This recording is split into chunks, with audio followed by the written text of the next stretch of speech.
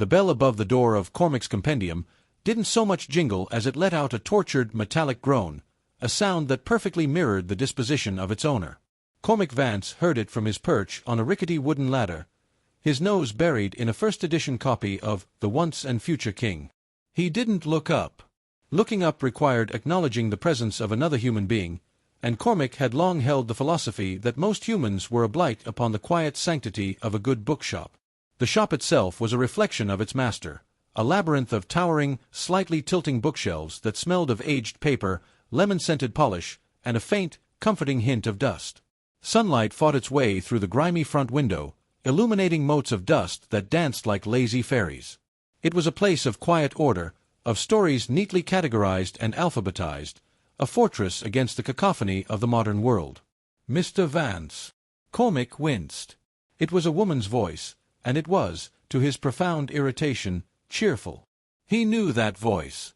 It belonged to the hurricane of sunshine and floral prints that had, 6 months ago, had the audacity to open Petals and Promises next door.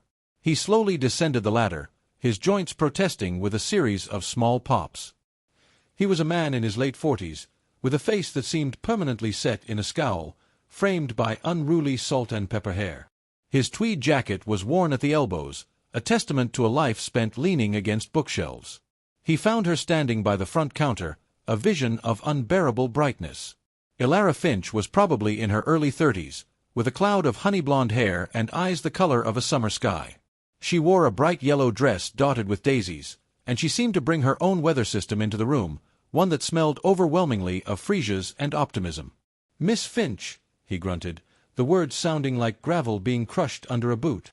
"If you're here to sell me a bouquet of positivity, you can turn right around. I don't hold with flowers. They die. Books are permanent." Elara's smile didn't falter. If anything, it widened. "Good morning to you too, Cormac. And no, this isn't a sales call. Although, a few Gerbera daisies on that counter would really brighten the place up. Just a thought." Cormac grunted again, a versatile sound that conveyed both dismissal and profound weariness.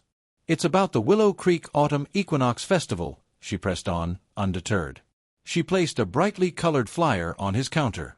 It was an offense to the eyes, covered in cartoon leaves, pumpkins, and a smiling sun. "The committee met last night. We're pairing up businesses this year for the Harvest of Harmony theme." A cold dread began to pool in Cormac's stomach. "No. Oh, but you have to participate. It's a town tradition. And guess what?" She beamed, leaning forward conspiratorially. "They've paired us together. The bookshop and the flower shop. Isn't that perfect? We can call our booth Pages and Petals." Cormac felt the walls of his sanctuary closing in. The dust motes seemed to freeze in horror. "Pages and Petals," he repeated, his voice flat. "It sounds like a particularly saccharine children's book about a depressed badger and a manic pixie." Elara laughed, a sound like wind chimes. "See? You're a natural. We'll create themed bouquets based on literary genres. A romantic roses bundle with a copy of Pride and Prejudice, a mysterious marigolds with a Sherlock Holmes. The possibilities are endless." "The possibilities are a nightmare," Cormac corrected her.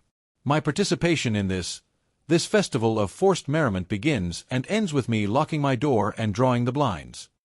"Mayor Higgins said participation is mandatory for Main Street businesses this year," Elara said, her smile finally taking on a hint of steel. "He mentioned something about town ordinances and commercial viability grants." Cormac's scowl deepened. Mayor Higgins was a man whose enthusiasm made Elara look like a brooding poet. He was also the gatekeeper of a small, but crucial grant that helped Cormac afford the property taxes on his sprawling, unprofitable shop. The man was a sentimental fool, and he loved the festival. "This is blackmail," Cormac muttered, looking at the cheerful flyer as if it were a death warrant. "It's community, Cormac," Elara said, her sunny demeanor fully restored. "It'll be fun. I'll pop by tomorrow after I close up, and we can brainstorm. We have 3 weeks. Ta-ta." She breezed out of the shop, the groaning bell marking her exit. The scent of freesias lingered, an invasive species in his world of ink and paper. Cormac picked up the flyer, crumpled it into a tight ball, and aimed it for the wastebasket. He missed. Sighing, he stomped over, picked it up, and deposited it properly. Even in his rage, he couldn't abide a mess. The next week was a slow descent into a special kind of hell for Cormac. Elara's popping by became a daily occurrence. She would arrive at precisely 5:05 p.m., carrying a tray of herbal tea and gluten-free cookies he refused to eat, and proceed to fill his quiet shop with a torrent of ideas, color swatches, and a relentless, chirping energy. Okay, so for the gothic gloom bouquet, I'm thinking dark purple calla lilies, black roses, they're dyed, of course, and some moody eucalyptus. Paired with, say, a copy of Wuthering Heights? Or maybe Frankenstein. What do you think, Cormac? I think Heathcliff would rather throw himself off a cliff than be associated with a dyed black rose, Cormac grumbled from behind the counter, where he was meticulously mending the spine of a battered copy of Moby Dick. Elara either didn't hear him or chose to ignore him. And for the poetic posy, maybe some delicate lavender, baby's breath, and a single perfect sunflower. For a volume of Wordsworth? Or Whitman? Oh, we have to do Whitman.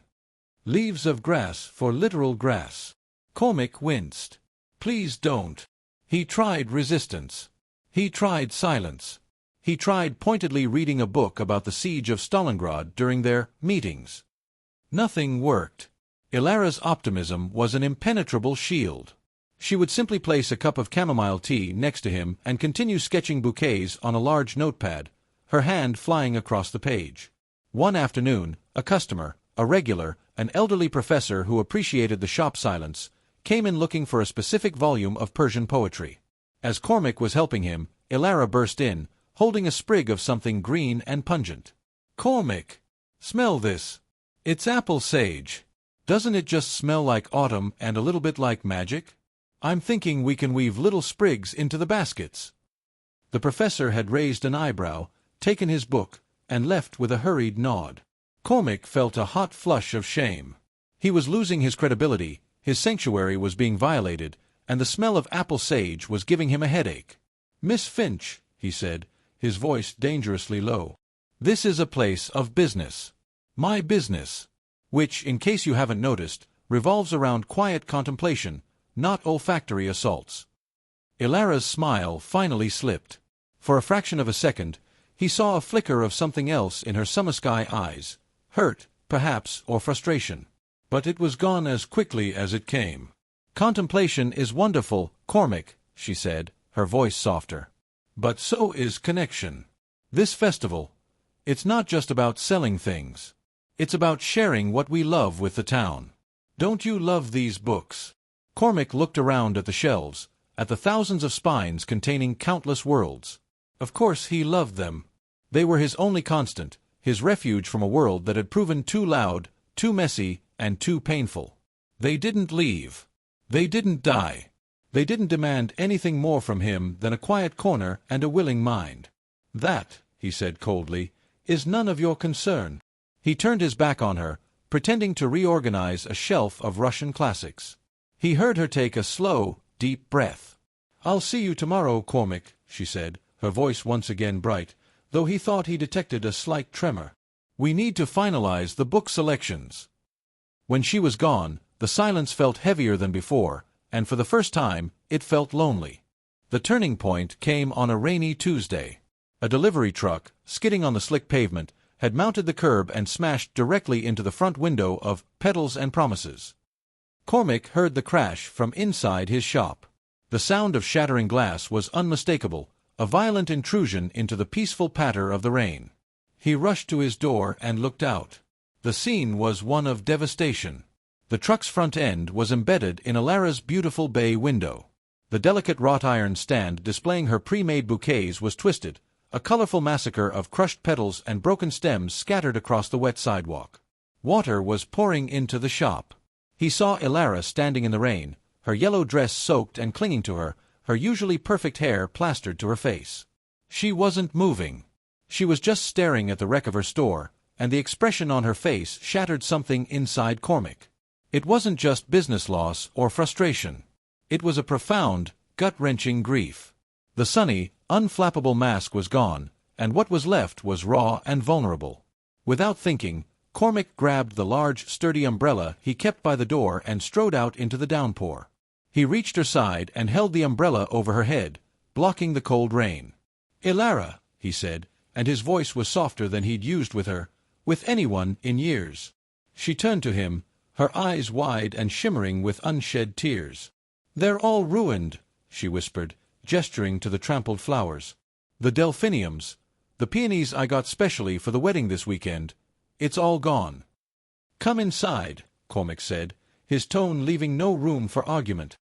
He guided her, a hand gently on her elbow, into the dry, quiet warmth of Cormac's Compendium. He sat her down in his own worn leather armchair by the fireplace, a spot he considered his personal throne. He fetched a clean, dry towel from the back room, a surprisingly soft, fluffy one, and handed it to her. Then, he did something he hadn't done in a decade. He put the kettle on. While the water boiled, he stood awkwardly, watching her dry her hair. The relentless cheer was gone, replaced by a quiet, trembling exhaustion. He saw the dark circles under her eyes, the slight tremble in her hands. He realized, with a sudden, startling clarity, that maintaining that level of sunshine must be exhausting. "The driver?" he asked. "He's fine.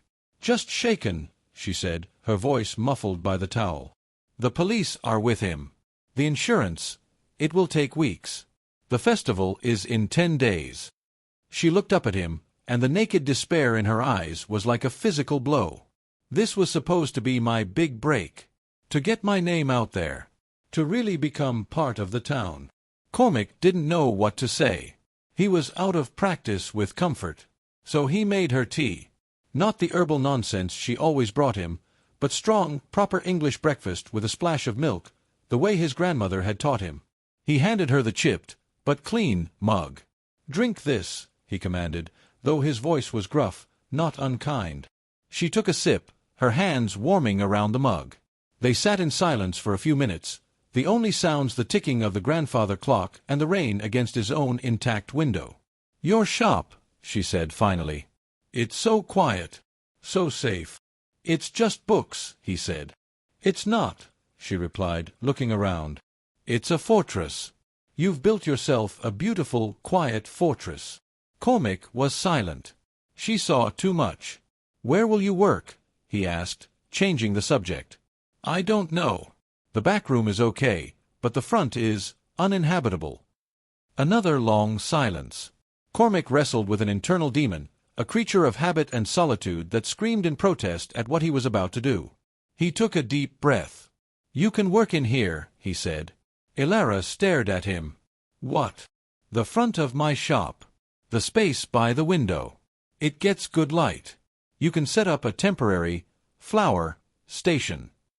The words felt foreign and dangerous on his tongue. Tears welled up in her eyes again, but this time they were of a different kind. "Cormac, I can't ask you to do that." "You didn't ask," he grunted, already regretting his momentary lapse of judgment. "I offered. But there will be rules. No scented candles. No talking to the customers unless they talk to you first. And for God's sake, if you get water on any of the books, I will personally throw you and your petunias into the street." A slow, real smile spread across Elara's face. It wasn't her usual brilliant, 100-watt beam. It was smaller, softer, and infinitely more genuine. "Thank you," she whispered. "Thank you, Cormac." He just nodded, feeling profoundly uncomfortable, and went to stare out the window at the damaged shop next door, wondering what in the world he had just gotten himself into.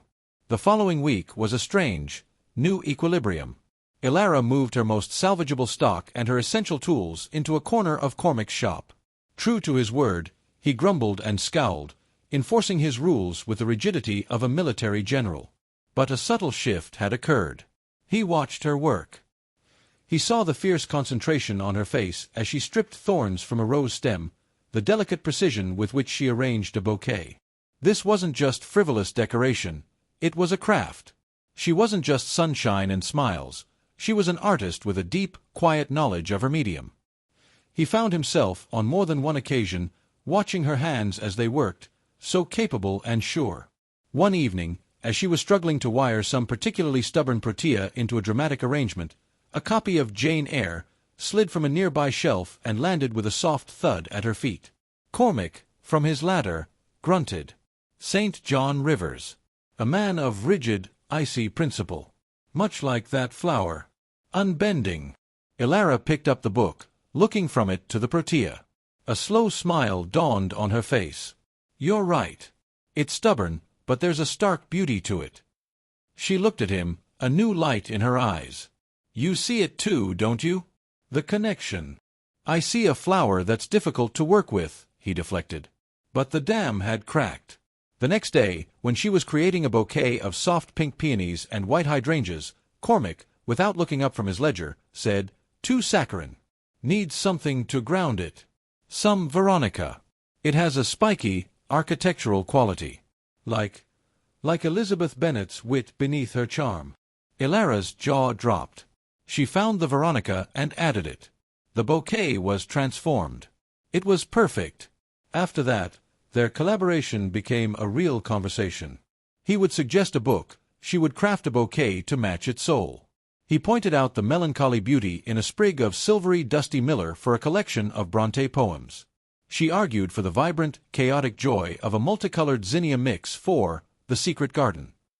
They bickered over the color palette for The Great Gatsby. She wanted Art Deco white and green.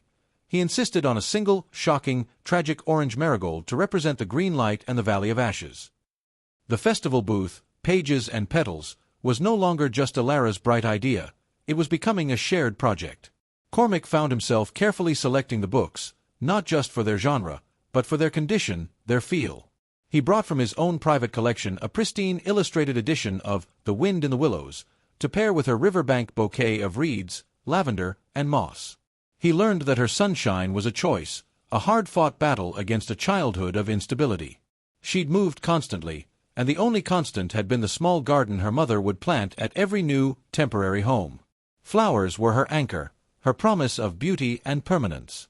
And one night, over a shared silent dinner of take-out Thai food at the back of the shop, because it was too late to go home and they were both too engrossed in their work, Cormac found himself speaking. The words came out haltingly, rusty from disuse. "My wife," he said, staring at a plate of pad thai. "Amelia. She loved daffodils. Said they were the first brave soldiers of spring." Elara went very still, saying nothing, just listening. "She was the opposite of me. All light. This shop was our dream. When she got sick, the books were the only thing that kept me from screaming. After she was gone, the quiet wasn't a choice. It was a necessity. The world was just too loud without her." The confession hung in the air between them, fragile and immense. Elara reached out and placed her hand over his. Her hand was warm, slightly calloused from thorns and wire. He didn't pull away. "I'm so sorry, Cormac," she said softly. He simply nodded, the weight in his chest feeling a little less heavy, a little less solitary. The day of the Autumn Equinox Festival dawned crisp and clear, the sky a brilliant, cloudless blue. Main Street was transformed. Bunting hung from the lampposts, the air was filled with the scents of apple cider and cinnamon, and the sound of a local folk band tuning up floated on the breeze. Cormac stood inside his shop, feeling a sense of surreal dread. Their booth was set up right outside, a hybrid entity that was both unmistakably Elara and, to his surprise, unmistakably him. The sign, hand-painted by Elara, read Pages and Petals in elegant script, but the font was a classic serif typeface he had approved of. The bouquets were stunning, artistic creations, each with a book nestled beside it, the pairing speaking a silent, beautiful language of their own. "You ready?" Elara asked.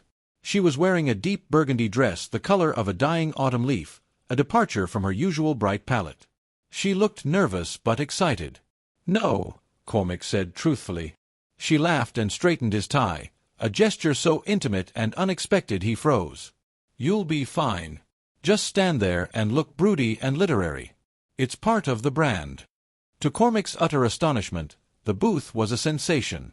It was the talk of the festival.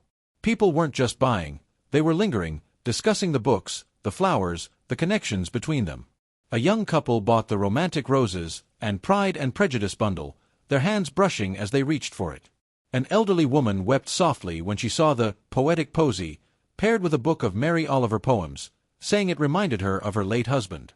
Mayor Higgins stopped by, his chest puffed out with civic pride. "Cormac, my boy. Elara. This is magnificent. This is exactly what the Harvest of Harmony was all about. You've captured the very soul of Willow Creek." Cormac, who had spent the first hour with his arms crossed, reluctantly found himself being drawn into conversations. A teenager asked him for a really dark, complicated book, and he found himself recommending Wuthering Heights and explaining the thematic resonance with the gothic gloom bouquet Elara had created. He was, to his own horror, being sociable. The climax of the day came when a woman from a regional lifestyle magazine, in town to cover the festival, stopped at their booth. She spent 20 minutes photographing the displays and interviewing both of them. "This is truly exceptional," the journalist said, making notes. "The synergy is palpable. It's not just a cross-promotion, it's a dialogue between two art forms." As the sun began to set, painting the sky in hues of orange and purple that rivaled their most vibrant bouquet, the crowd began to thin. They were nearly sold out of both flowers and books. Exhausted but exhilarated, Elara collapsed onto a stool behind the booth. "We did it," she said, her voice hushed with awe. "Cormac, we actually did it." He stood beside her, looking out at the quieting street. The forced merriment was over, and a genuine quiet contentment had taken its place. He hadn't just survived the day. He had, in some small way, been a part of it. "Yes," he said. "We did." He looked at her, at the way the fading light caught the gold in her hair, at the smile that was both tired and triumphant. And he felt something he hadn't felt in years, a feeling as fragile and promising as the first crocus pushing through the snow. It wasn't the loud, overwhelming emotion of his past. It was a quiet, steady warmth, like the glow from a well-tended hearth. "Elara," he began, his voice rough with unaccustomed emotion. She turned to him, her eyes expectant, soft. The groaning bell of his shop door interrupted him. Mrs. Henderson, the town's oldest resident, was peering inside. "Cormac, are you closed? I was hoping to finally get that biography of Churchill you've been holding for me." Cormac let out a long, slow breath. The moment was gone, but the feeling remained, a tangible thing in the space between them. "Go on," Elara said softly, her smile understanding. "We're still open." Cormac nodded. He gave her one last, long look, then turned and walked back into his shop. But he left the door open behind him. 1 year later, the bell above the door of the Compendium and the Petal gave a much healthier, mellower chime. The wall that had once separated the two shops was now a wide, graceful archway. On one side, towering shelves of books promised quiet adventures. On the other, vibrant blooms offered their silent, fleeting poetry. Cormac, his scowl less deeply etched these days, was arranging a new display on a central oak table. It was titled Enduring Classics, a simple, elegant vase holding a single perfect white orchid beside a leather-bound copy of To the Lighthouse. Elara, her hair tied up in a messy bun, a smudge of dirt on her cheek, came up behind him and slipped her arms around his waist, resting her head against his back. "You know," she said, her voice muffled by his tweed jacket, "for a perpetually grumpy bookstore owner, you have a surprisingly romantic streak." Cormac placed his hand over hers, his rough, papery skin covering her smooth, capable one. He looked around their shop, at the sunlight streaming through the clean, large front window, illuminating both the dust motes dancing over the books and the pollen shimmering above the flowers. "It's not romance," he grumbled, the familiar sound now layered with a deep, abiding affection. "It's just good business." Elara laughed, squeezing him tighter. She knew the truth. He had built a new fortress, not of quiet and solitude, but of stories and blossoms, of shared silence and gentle words. And for the first time in a very, very long time, the quiet no longer felt lonely. It felt like home.